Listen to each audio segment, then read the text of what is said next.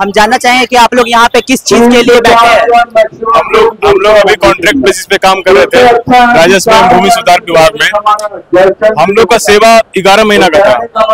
उसके बाद हम लोग यहाँ अपना सेवा को नियमित मांग के लिए आए हुए थे।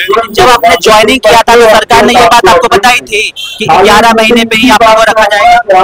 जी बिल्कुल बताई थी कि 11 महीने के लिए रखा जाएगा, लेकिन विभाग में लोग 5 साल से भी काम कर रहे हैं।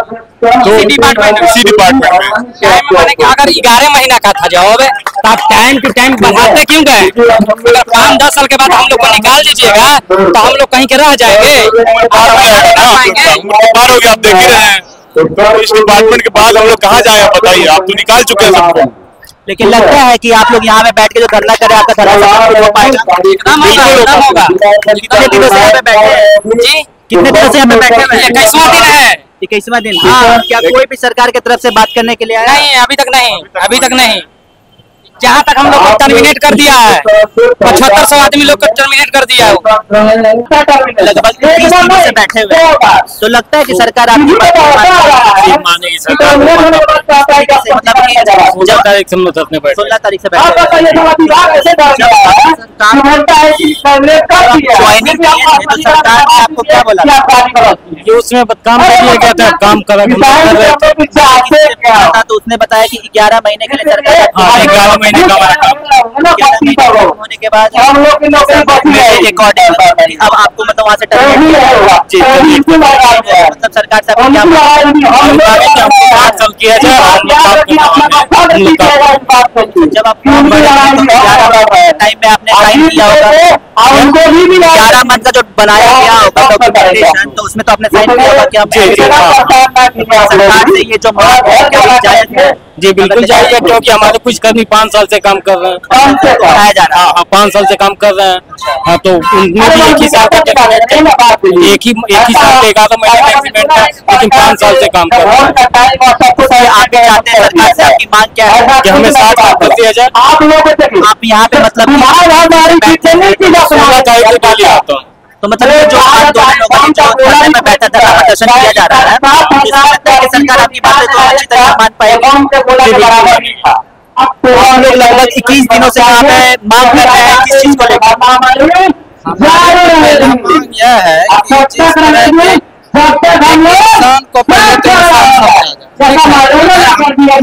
तो कहीं भी काम उस हिसाब से मिले। कहने का मतलब पहला तो है कि हम लोग का स्थायीकरण अगर किसी कारणवश नहीं कर सकता तो 60 साल कर दिया। और जिस काम के लिए हमको रखे और जिस क्वालिफिकेशन के लिए रखे वो मेरा डिप्लोमा है सिविल इंजीनियरिंग यही के अनुकूल हमको बेहतर हमको कॉन्ट्रैक्ट पे ही रखते हैं। कॉन्ट्रैक्ट पे 60,000 होता है, 60,000 क्यों दे रहा है?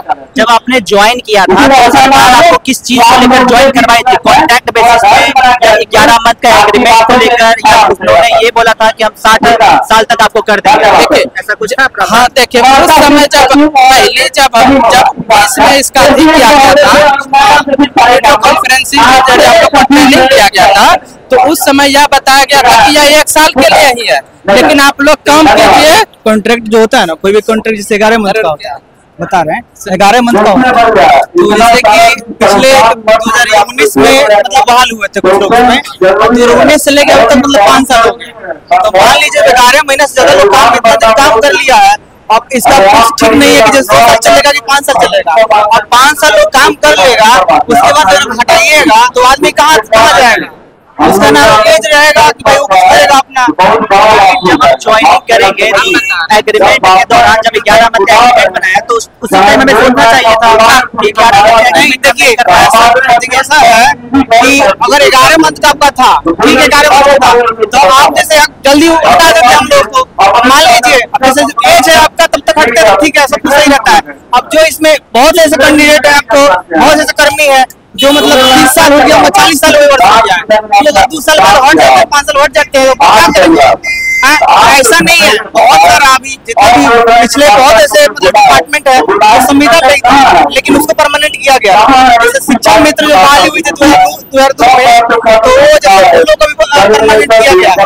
यानी कि ओवरऑल आपकी मांग सरकार से यही है कि आपको परमानेंट ये तो पहला यही मांग है हम लोग का। लगता है कि सरकार आपकी बातों को मान पाएगी।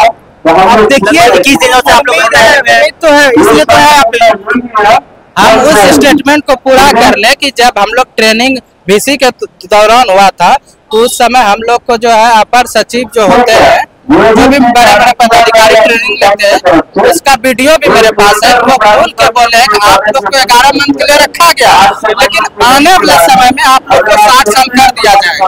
और ये बात सिर्फ उन्हीं के मुंह से नहीं, जब आप बड़े बड़े पदाधिकारी से बात करेंगे, ठीक है, या SO से बात करेंगे, तो डायरेक्ट बोलते रहे आप लोग अच्छे से मन से कीजिए ना काम, आपका काम करते हुए परमानेंट कर दिया जाएगा, 60 साल कर दिया जाएगा।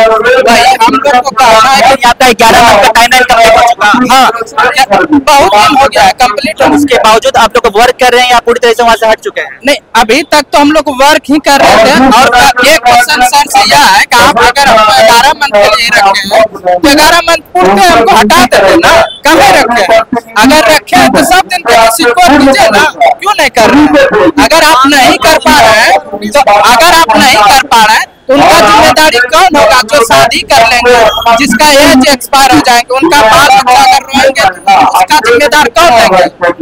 आपकी ओवरऑल मांग यही है सरकार से कि आपको परमानेंट किया जाए, 60 साल तक किया जाए। आपकी बातों को हम सरकारी में रखने का प्रयास करेंगे।